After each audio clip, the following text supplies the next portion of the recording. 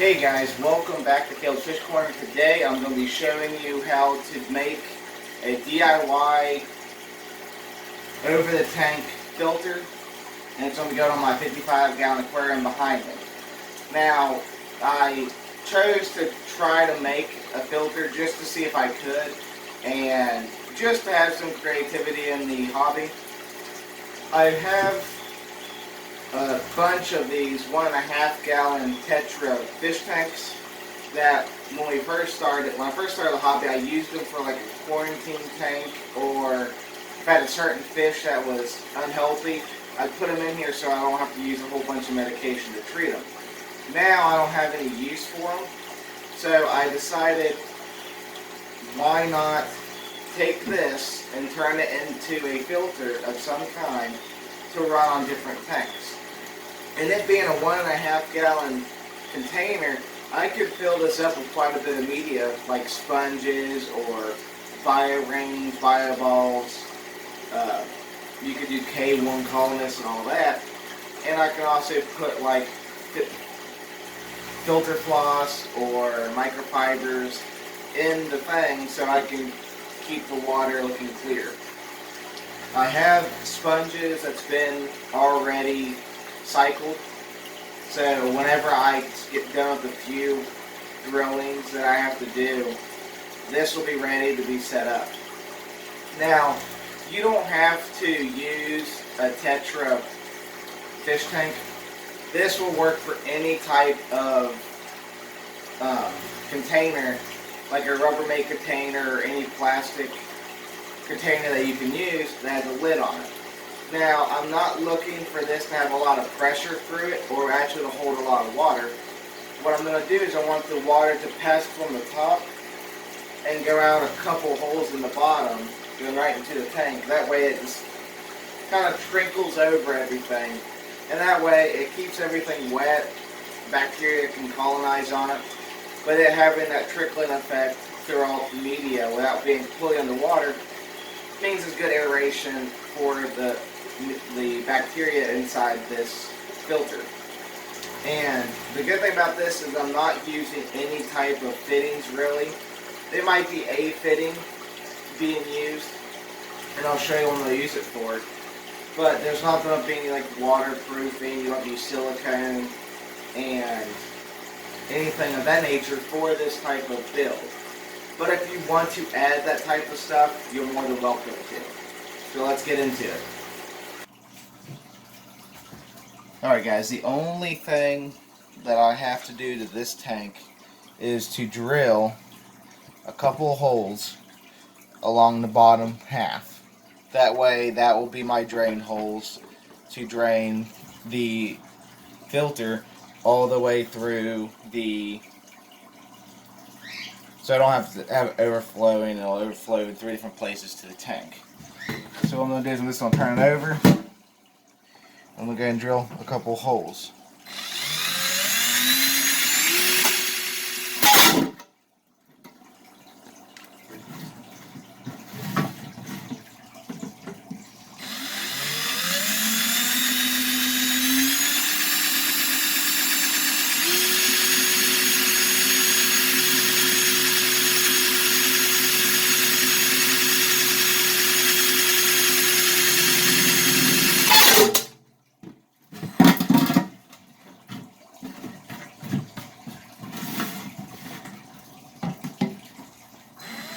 And just be careful not to crack it.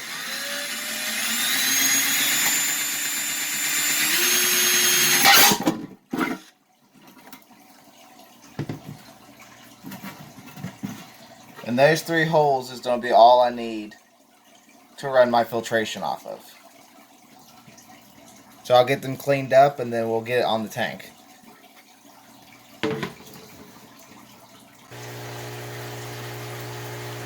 Now I got the filter where I want it to be, and as you can tell, those 3 holes is right over top of the aquarium. And those are going to be the drain holes that's going to drain it right directly into this aquarium. And that will be the filtration. Now, the only things I need to use is a pump get the hose cut, and then attach it to the lid. And I'll show you how to do that. Alright, the pump, the submersible pump that I'm using is a Fluval branded pump. And this will be what I'm going to use to run this filtration. The only thing I need to do is set it down inside the tank, and it's going to shoot a hose from the bottom of the tank all the way to the top of that filter through the lid, and then that way we'll be able to keep it that way that'll provide the flow and the circulation that I need for the filter. Now, after you get your hose connected to your water pump and where you want your pump to be, if you have it set that's already a certain length, this is when you want to kind of adjust like how long you want it. And for what I'm going to be doing is I'm wanting to have the hose bend right into the top of that piece. So I'm going to cut it off about right there.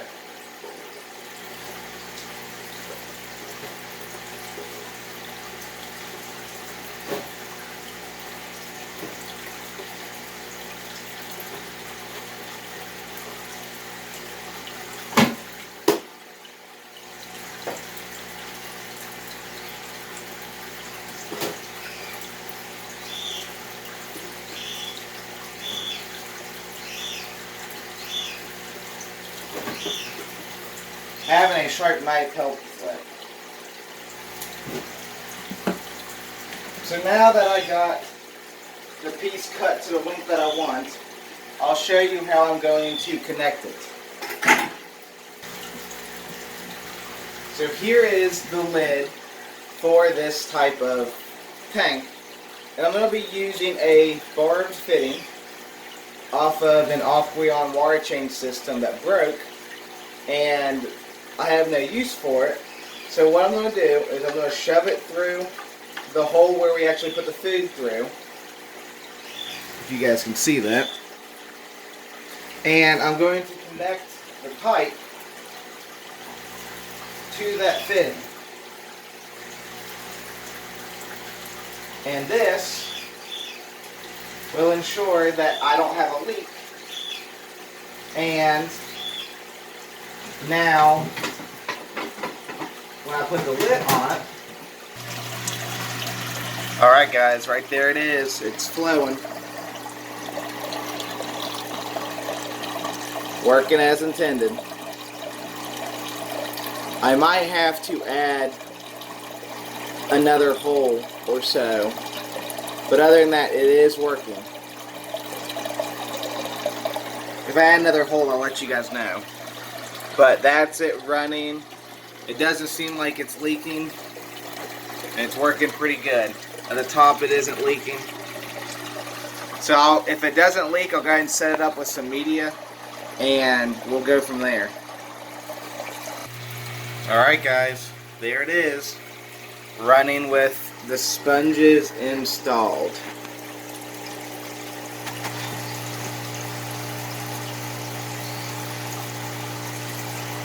It seems like it's keeping a steady depth to it, which is nice, and it's still flowing right into the tank, creating some surface agitation.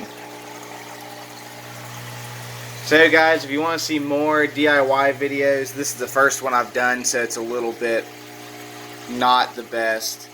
But if you want to see other ways to make a DIY filters and other DIY plans, subscribe to the channel. As always guys, stay safe, keep keeping fish, and I'll see you next time.